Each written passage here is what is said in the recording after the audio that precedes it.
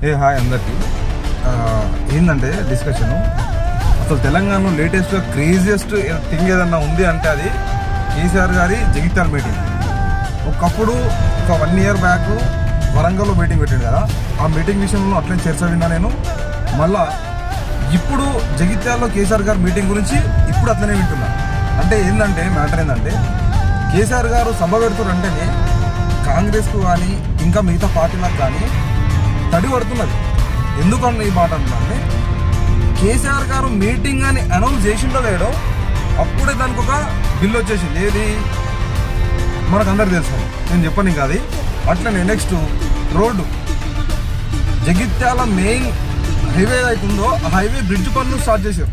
అంటే ఏంది, కేసీఆర్ గారి మీటింగ్ను అడ్డుకోవాలి, ఆ మీటింగ్ను సక్సెస్ కాకుండా చూడాలనే ఒక ముఖ్య ఉద్దేశంతో ఆ బ్రిడ్జికి సంబంధించిన రోడ్ ఏదైతుందో తవ్వేశారు.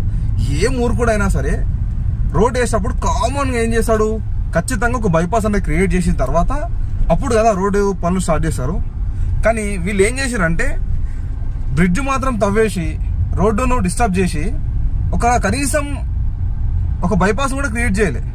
అంటే ఏంది, కేసీఆర్ గారి మీటింగ్ని ఖచ్చితంగా ఫెయిల్ చేయాలనే ఒక ముఖ్య ఉద్దేశం. కానీ బీఆర్ఎస్ పార్టీ అయినా అప్పటి టీఆర్ఎస్ పార్టీ అయినా బీఆర్ఎస్ కార్యకర్తలు కానీ బీఆర్ఎస్ లీడర్లు కానీ ఏమన్నా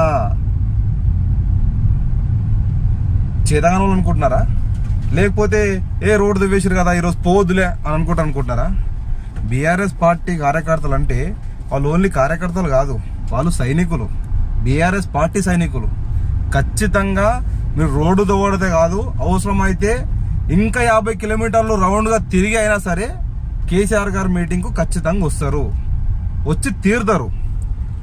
అంతేగాని మీ దద్దమ్మ రాజకీయాలు చేసి మీ రోడ్లు దువ్వేసినంత మాత్రం వాళ్ళు రారు అనుకోవడం మీ మూర్ఖత్వం. బరాబర్ ఆ మీటింగ్ సక్సెస్ చేసి చూపిస్తారు. చూడండి, పెడతారు కదా ఎట్లా కేసీఆర్ గారు మీటింగ్ లైవ్లోకి ఎక్కంగానే ఇండ్లలో టీవీలు పెట్టుకొని కూర్చుంటారు కదా, చూడండి బరాబర్ కేసీఆర్ మీటింగ్ సక్సెస్ అయ్యి కనిపిస్తుంది మీకు.